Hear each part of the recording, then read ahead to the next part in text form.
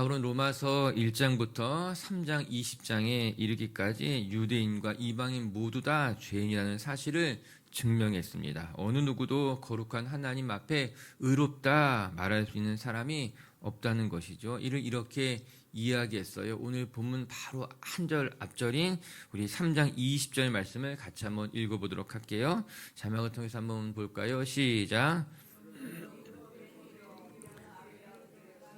얻을 육체가 없나니 율법으로는 죄를 깨달음이니라. 율법의 행위로는 우리 하나님 아버지 앞에 의롭다 할 사람이 없다. 그렇게 이야기하고 있습니다.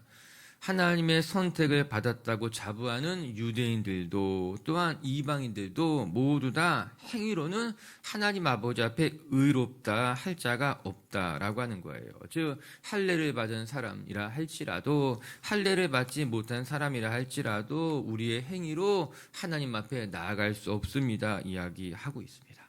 여러분 기억하시기를 바랍니다. 인간의 힘으로는 하나님 앞에 나아갈 수 없습니다. 우리가 아무리 도덕적인 삶을 살았다고 자부한다 하여도 또한 스스로는 내가 모든 율법을 다 지켰다 말한다 하여도 하나님의 거룩함에 우리의 의로 우리의 행위로는 도달할 수 없는 것입니다. 그래서 우리에게 필요한 것이 하나님의 은혜예요. 사랑하는 비추교회 성도 여러분, 하나님을 만나는 길은 단 한 가지 하나님이 베푸신 은혜밖에는 없습니다. 하나님이 하나님께로 가는 길을 열어주셔야지만 비로소 우리가 하나님 앞에 나아갈 수 있게 되는 거예요. 구약의 율법으로 생각을 해본다면 하나님의 지성소의 휘장을 하나님께서 열어주셔야지만 비로소 지성소 안까지 나아갈 수 있게 되는 것입니다. 인간의 힘으로는 지성소의 휘장을 열 수 없어요. 인간의 수고로는 하나님이 계신 지성소까지 나아갈 수 없게 되는 것입니다. 전 우리 빛의 교회 식구들이 오늘도 하나님만을 의지하고 하나님의 은혜만 붙들 수 있기를 주님의 이름으로 축복합니다. 하나님께서 길을 열어주실 때 비로소 하나님의 얼굴을 배울 수 있는 것이고 하나님의 은혜를 베풀어 주셔야지만 비로소 우리가 은혜롭게 살아갈 수 있게 되는 것이에요. 할렐루야. 오늘 본문은 로마서 서론의 결론과도 같은 말씀이에요. 1장부터 3장까지가 로마서의 전체적인 말씀의 서론과도 같은 부분인데 이 로마서 서론의 결말이 우리가 오늘 읽게 되는 로마서 3장 21절부터 31절까지의 말씀이에요. 로마서 서론에서는 인간은 모두가 다 죄인이라고 말해주고 있습니다. 아주 논리적으로 유대인이 되었던 이방인이 되었던 할례를 받았던 할례를 받지 못했던 우리는 다 하나님 앞에 죄인입니다. 이렇게 이야기했어요. 그리고 나서 그렇다면 대안이 무엇이냐? 이방인들은 죄인이고 아니 유대인들까지 죄인이라 하나님 앞에 나아갈 수 없다면 그러면 대안이 무엇이냐? 그렇게 이야기하는 것이 로마서의 서론이거든요. 그리고 오늘 본문부터 이제 그 대안에 대해서 이야기하고 있어요. 오늘 로마서 3장을 딱 마무리하면서 그 대안을 이야기하고 내일 4장부터는 구체적인 예를 들어가면서 우리에게 대안이 되는 예수님에 대해서 설명해주고 있는 것입니다. 오늘 말씀이 그래서 중요합니다. 우리 같이 오늘 말씀을 같이 읽어보면서 우리의 대안은 무엇일까? 우리는 어떻게 하나님 앞에 의롭다함을 얻을 수 있을까? 말씀을 통해 깨닫고 삶의 자리에 적용하시기를 바랍니다. 첫 번째 말씀을 통해 배우게 되는 거 우리는 예수 그리스도의 속량으로 말미암아 비로소 의롭게 될 수 있게 된다라고 하는 거예요. 기억하세요. 이게 복음이에요. 우리는 예수님의 속량으로 말미암아 의롭게 되었습니다. 23절, 24절 한 목소리를 읽겠습니다. 시작. 모든 사람이 죄를 범하였음에 하나님의 영광에 이르지 못하더니 그리스도 예수 안에 있는 속량으로 말미암아 하나님의 은혜로 값없이 의롭다 하심을 얻은 자 되었느니라. 아멘. 모든 사람이 죄를 범하였음에 하나님의 영광에 이르지 못하였다 이야기합니다. 앞서 우리가 살펴본 것과 같이 이방인이든 유대인이든 우리 모두가 다 죄를 범했기에 하나님의 영광에 이르지 못했다라고 하는 거예요. 여러분 인간의 기준에 아무리 선하고 바르게 살았다 하여도 하나님의 영광에는 이를 수가 없습니다. 우리 중에 그런 분들을 가끔 만날 수가 있습니다. 정말 법 없이도 살 수 있는 선한 사람들이에요. 비록 그가 교회에 다니지는 않지만 그의 삶과 행실을 보면 진짜 선하고 참 바르게 살아가는 사람들이 있습니다. 심지어는 교회 다니는 우리들마저도 부끄럽게 할 만큼 그의 삶이 선하고 정직하고 바르게 잘 살아가는 사람들이 있어요. 그러면 세상 사람들이 그렇게 생각할 수 있습니다. 오히려 저 사람이 더 바르게 살아가는 의인과 같다라고 하는 거예요. 진짜 그 사람이 구원받을 만한 사람이라고 이야기합니다. 심지어 교회에 다니는 사람들조차도 진짜 저렇게 법 없이도 살 수 있는 사람이라면 저 사람이 진짜 구원을 받을 수 있을 것만 같지. 차라리 나보다 예수 믿는 사람들보다도 더 바르게 의롭게 잘 살아가니까 진짜 저 사람은 구원받을 수 있는 것만 같은 거예요. 그러면 진짜 생각을 해보는 거죠. 그렇게 바르게 인간 보기에 사람들 보기에 의롭게 살아간다면 그 사람이 하나님의 영광에 이를 수 있을까? 정말 인간의 기준에 누가 보더라도 정말 의롭고 성실하고 바르게 정말 흠 없이 살아간다고 한다면 진짜 그 사람은 하나님의 영광에 이를 수 있는 것일까? 죄송하지만 성경은 아니라고 이야기한다는 겁니다. 그가 아무리 선하고 바르게 산다고 하여도 하나님의 영광에 이를 수 없는 거예요. 그것은 첫 번째 그 사람의 행위가 부족하기 때문이 아니라 하나님의 영광이 너무나 거룩하기 때문에 그런 것이에요. 그 사람의 행위가 흠이 있어서 그런 것이 아니라 하나님의 영광의 기준에 이르러 본다면 인간의 행위가 아무리 바르게 보인다 할지라도 하나님의 영광에는 이를 수가 없는 거죠. 하나님의 영광이 너무나 거룩하기 때문인 것입니다. 그 하나님의 영광에는 부족하다라고 하는 거예요. 두 번째는 우리 인간의 눈에 보기에는 흠이 없는 것만 같다 할지라도 하나님의 눈에 보기에는 흠이 있을 수밖에 없다. 사람의 눈은 숨길 수 있을지 모르지만 사람들의 눈에 보기에는 바른 것 같다 할지라도 그 속에 있는 인간의 패부까지도 살피는 하나님 앞에서는 그의 흠이 죄가 드러날 수밖에 없다라고 하는 것입니다. 이에 바울은 앞서서 다 설명했습니다. 유대인이라 하여도 또 헬라인이든 하나님의 영광에 이를 수 있는 자는 아무도 없다라고 하는 거예요. 그래서 우리가 오늘 기억해야 될 것, 여러분 우리가 아무리 의롭게 산다 할지라도 우리의 힘으로는 하나님의 영광에 이를 수 없게 된다라고 하는 것입니다. 그럼 어떻게 하나님의 영광에 이를 수 있느냐? 오늘 성경은 예수님의 속량으로 말미암아 의롭게 될 수 있다. 그렇게 이야기하는 거예요. 속량이라고 하는 것이 무엇일까? 대신 값을 치루었다는 것이 속량입니다. 이게 우리말로 사실 굉장히 잘 번역한 것인데 여러분 조선시대 때 속량제도가 있었습니다. 이 속량제도가 무엇인가 하면은 한국민족대백과 사전 보게 되면은 이 조선시대 때 노비에게 대가를 받고 그의 신분을 양반으로 되게 만들어 주었던 제도가 속량제도가 있었던 거예요. 이제 그가 아무리 이제 신분이 천하다 할지라도 속량값을 지불하게 되면은 노예의 신분에서 벗어나서 양반 행세를 할 수 있게 됐다라고 하는 것입니다. 그건 나중에 이게 실질적인 제도로 또 되게 되었어요. 노예에게 값을 받고 그의 신분이 천한 노비였지만 값을 지불하게 되면 속량값이에요. 그러면 그가 노예의 신분에서 벗어나서 양반처럼 될 수 있었다는 것이에요. 그게 속량값이라고 하는 거예요.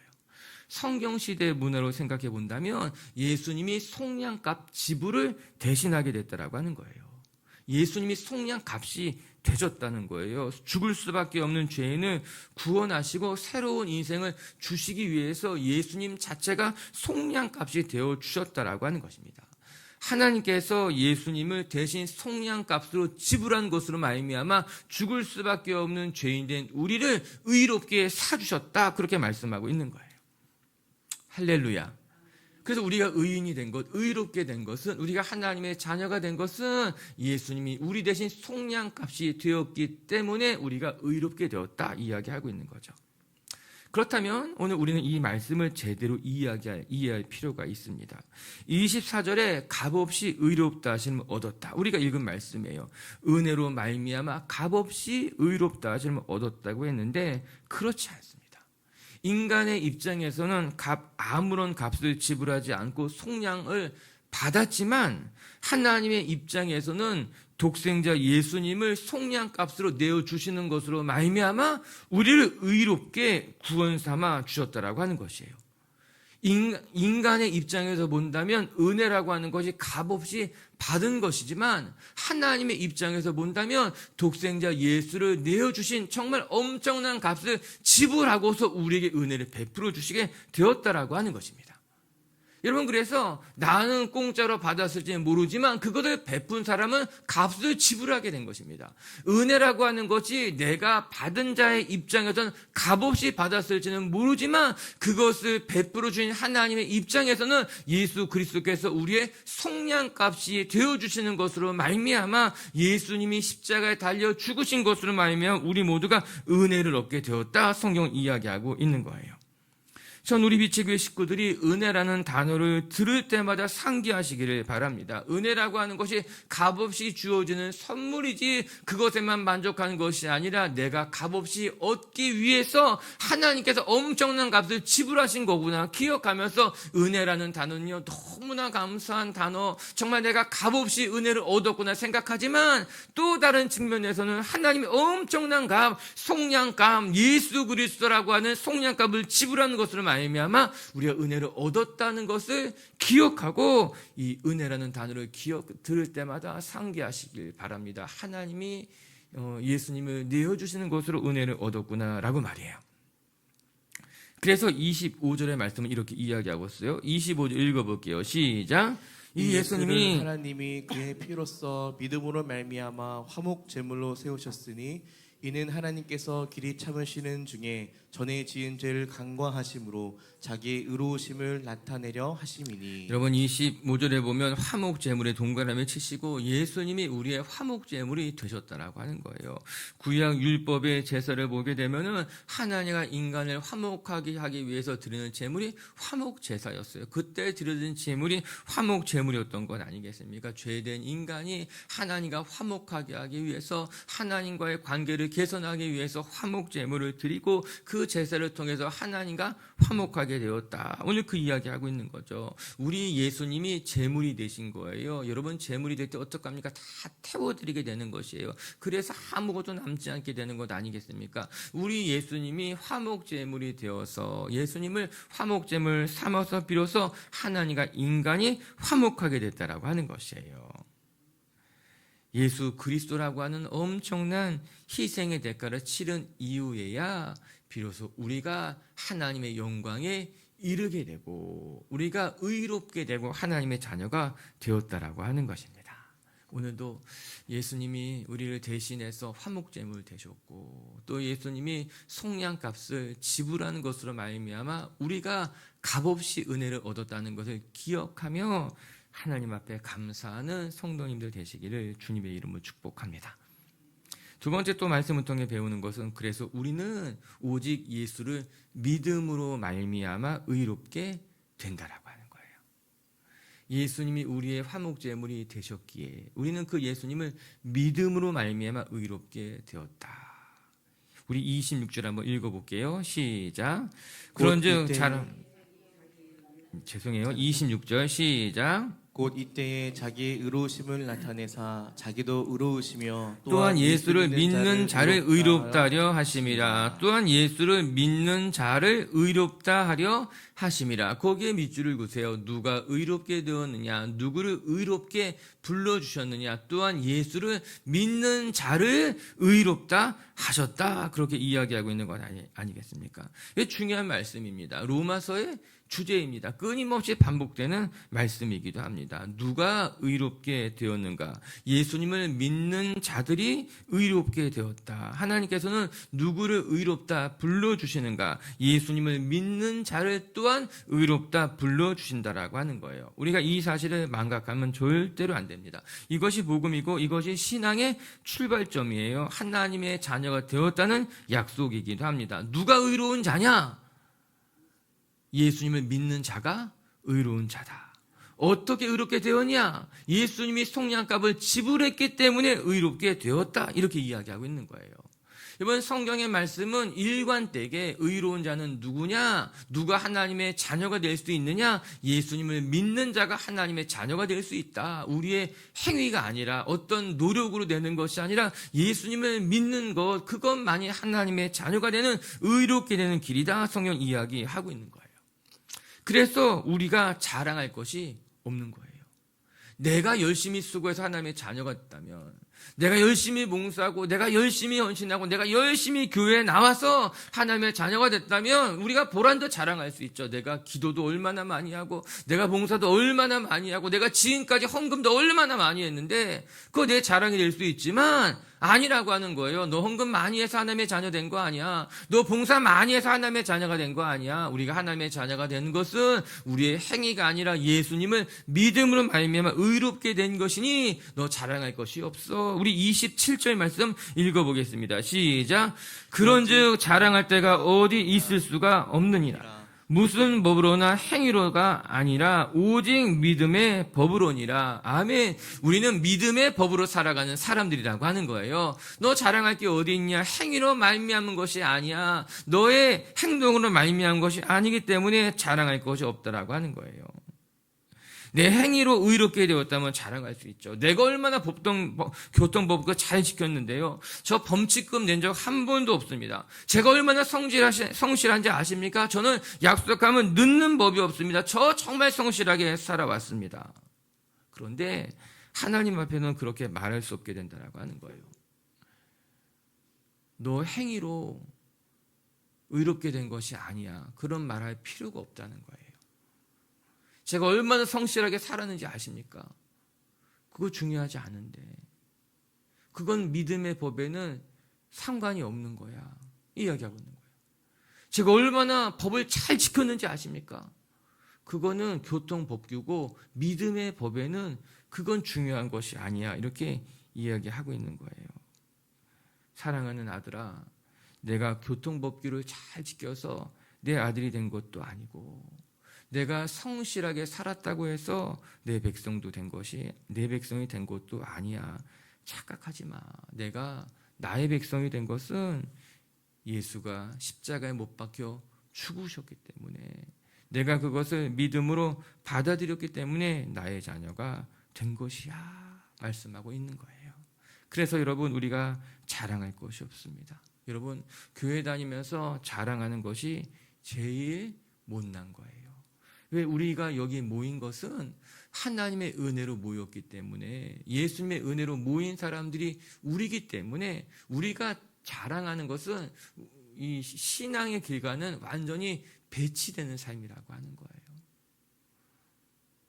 우리가 여기 앉아있는 것은 다 우리의 행위로 하나님의 자녀가 된 것이 아닌데, 내가 대단히 잘나서 이 자리에 있는 것이 아닌데, 그래서 저는 교회 다니는 사람들 자랑하지 마시라, 그렇게 이야기하는 거예요. 우리는 자랑할 것이 없다. 그나마 자랑하려고 한다면 무엇을 자랑해야 되냐? 예수님만 자랑해야 된다고 하는 거예요. 오늘도 우리가 하나님의 자녀가 된 것, 의롭게 된 것은 오직 예수님을 믿음으로 말미암아 의롭게 됐다는 것을 기억하시고, 나의 신앙도 자랑하지 말고, 나의 행실도 자랑하지 말고 주님만 바라볼 줄 아는 저와 여러분들이 되시기를 주의 이름으로 축복합니다.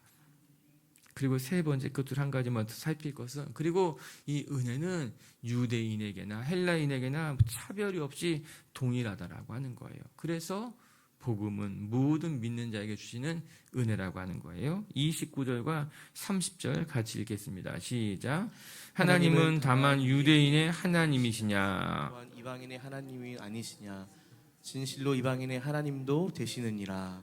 할례자도 믿음으로 말미암아, 또한 무할례자도 믿음으로 말미암아 의롭다 하실 하나님은 한 분이시니라. 아멘. 오늘 30절에 말씀하고 있는 거예요. 할례자도 믿음으로, 무할례자도 믿음으로 말미암아 의롭게 되었습니다. 그가 유대인이든 아니면 이방인이든 그것은 중요하지 않습니다. 앞서 말한 것 같이 우리가 의롭게 된 것은 우리의 신분 때문이 아니라 오직 믿음으로 말미암아 의롭게 된 것이기 때문이죠. 그래서 바울은 다시 한번 강조합니다. 할례자도 믿음으로, 무할례자도 믿음으로 말미암아 의롭게 되었다라고 하는 거죠. 29절의 말씀에는 하나님은 유대인만의 하나님이 아니요 이방인의 하나님도 되시느니라. 여러분, 이 말씀을 유대인들이 듣는다면 얼마나 뼈아픈 말이겠습니까? 지금까지 여호와 하나님은 유대인의 하나님, 우리 민족의 하나님이라고 생각을 했던 거예요. 그런데 이제 로마서에서 하나님은 유대인만의 하나님이 아니라 이방인의 하나님도 된다고 이야기하고 있습니다. 여러분, 로마서라고 하는 책이 굉장히 위대한 책입니다. 이 큐티하는 시간 동안 여러분들과 같이 로마서를 꼼꼼히 묵상할 수 있는 것이 저는 굉장히 감사하고 이 시간이 우리에게 굉장히 유익하겠다 싶은 거예요. 이 부흥이 하려고 그래요. 한 주간 동안. 지금까지 야훼 하나님은 이스라엘 민족의 신이라고 생각했습니다. 그러나 그렇지 않았습니다. 유대인만의 하나님이 아니라 이방인의 하나님도 된다. 열방의 하나님이 되신다는 말씀이에요. 이런 가슴이 막 웅장해지지 않습니까? 여러분, 우리가 섬기는 하나님은 유대인만의 하나님이 아니라 어떤 한 민족의 하나님이 아니래요. 온 열방의 하나님이라고 하는 것입니다. 사실 이 성경이 쓰여졌던 그 당시 구약시대까지 거슬러서 올라가 생각해 본다면 그 당시의 모든 신들은 민족의 신이고 그 지역의 신이었어요. 그 신이 다 그 민족이 섬기는 신이 있었어요. 그 신은 그 지역의 신이었어요. 애굽 사람들은 태양신을 숭배했고 애굽의 땅을 넘어와 가나안 땅으로 오게 되면은 바알과 아스다롯을 섬겼고 그것이 그 지역 민족의 신이었고, 그리고 그 지역을 넘어서 바벨론을 가게 되면은 바벨론 땅에서는 마루둑이라고 하는 신을 섬겼어요. 다 자기 민족의 신이 있었고 그 신이 그 민족을 지배하고 그 지역을 다스리는 신이었어요. 그렇다면 야훼 여호와는 누구의 신이었는가? 그 당시 사람들은 여호와는 이스라엘 민족 히브리 사람들의 신이고 그들은 광야에 사는 신이라고 생각했어요. 이스라엘이 광야 40년을 지내오면서 놀랍게 기적을 일으키는 것을 보면서 야훼는 이스라엘 히브리 사람들의 신이었고 광야의 신이다, 그 생각했던 거예요. 그 당시 사람들의 생각에는 모든 신은 민족을 지키고 민족을 다스리는 신이고 그 지역의 신, 우리나라 샤머니즘이 다 그런 거잖아요. 다 그 민족의 신, 그 동네의 신, 그 동네를 다스리는 지방신, 다 그런 생각을 가지고 있었다라고 하는 거예요. 그런데 안타깝게도 이스라엘 사람들의 마음에도 그 생각이 있었던 거예요. 야훼 하나님 우리 민족의 신이다, 그 생각이 있었는데 오늘 바울은 분명히 말합니다. 아니야. 야훼 하나님은, 우리가 섬기는 하나님은 이스라엘 민족의 신만이 아니야. 이스라엘 민족을 다스릴 그 신만이 아니라 여호와 야훼 하나님은 이스라엘의 신이 아니라 유대인만의 신이 아니라 이방인의 신이고 열방의 신이고 모든 지역과 모든 곳을 통치하시는 하나님이라고 이야기하고 있는 것이에요. 할렐루야. 이 엄청난 이야기를 하고 있는 거죠. 유대인들에게 정신 차려. 너희가 섬기는 하나님은 이스라엘만의 하나님이 아니야. 유대인만의 하나님이 아니라 이방인 하나님이고 온 우주를 창조하신 하나님이야. 그것을 기억해 말씀하고 있는 거예요. 그래서 유대인에게나 이방인에게나 차별이 없느니라 말씀하고 있는 거예요. 우리 22절 말씀 한번 더 읽어볼까요? 22절 말씀 시작. 곧 예수 그리스도를 믿음으로 말미암아 모든 믿는 자에게 비치는 하나님의 의니 차별이 없느니라. 아멘. 이 편지를 읽는 사람들은 유대인이었을까요? 이방인이었을까요? 이방인이죠. 로마에 살고 있었던, 로마에서 예수님을 믿고 신앙생활했던 이방인들이 이 편지를 읽으면서 그들의 마음이 얼마나 기뻤겠습니까? 나도 여호와 하나님을 섬기고 그 하나님의 은혜 속에 살고 싶은데 적지 않은 사람들이 여호와 하나님은, 예수 그리스도는 유대인들의 하나님이야, 유대인들을 위해서 죽었어, 너희는 이방인이야 이야기할 때 오늘 바울이 편지를 써서 아니다, 유대인에게나 이방인에게나 하나님의 은혜는 차별이 없느니라. 아멘. 다른 말로 이야기해 볼까요? 신앙생활 오래 했던 사람이나 이제 예수를 믿은 사람이나 부자에게나 가난한 사람에게나 건강한 사람에게나 건강하지 못한 사람에게나 우리나라 사람에게나 저기 시리아 난민에게나 하나님은 우리 모두의 하나님이라고 하는 거예요. 하나님의 은혜는 차별이 없다라고 하는 거예요. 이 말씀은 엄청난 힘, 능력을 가진 복음의 능력을 보여주는 말씀이라고 하는 거예요. 오늘도 차별이 없으신 하나님을 기억하며 사실 따지고 보면 우리도 다 이방인들이에요. 유대인들의 입장에 보면은 은혜의 범죄에 속하지 못한 이방인들. 그런데 놀랍게도 2000년이 지난 지금 그 이스라엘에서 멀리 떨어진 이곳에서 우리가 예수님의 이름을 부르짖고 그 예수님의 은혜로 생명 가운데 거하고 있는 것 아니겠습니까? 복음의 능력이죠. 오늘도 우리 모두의 하나님 되신 그 여호와 하나님 아버지 앞에 정말 차별 없이 우리를 대하신 하나님 아버지 앞에 감사와 찬송의 삶을 올려드리면서 그 하나님 붙드시는 저와 여러분들이 되시기를 주님의 이름으로 축복합니다. 말씀을 정리합시다. 오늘 로마서 3장을 마무리하면서 우리 모두가 다 죄인인데 우리가 어떻게 하나님 앞에 나아갈 수 있느냐 결론으로 이야기하고 있는 거예요. 사랑하는 비추교회 가정 여러분, 우리는 다 죄인들이에요. 우리는 다 하나님의 영광에 이를 수 없어요. 그래서 은혜가 필요하다는 것을 기억하고 주님 붙드는 성도님들 되시기를 주의 이름으로 축복합니다. 우리 어떻게 하나님의 은혜 자리에 나갈 수 있는가? 우리는 첫 번째 예수 그리스도의 속량으로 말미암아 의롭다 하심을 얻게 되었다. 우리의 의가 아니라 우리의 행함이 아니라 예수님의 속량 값으로 예수님의 화목 제물이 되었으므로 우리가 하나님 앞에 나아갈 수 있다는 것을 기억하고 예수님만 자랑하는 성도님들 되시기를 주님의 이름으로 축복합니다.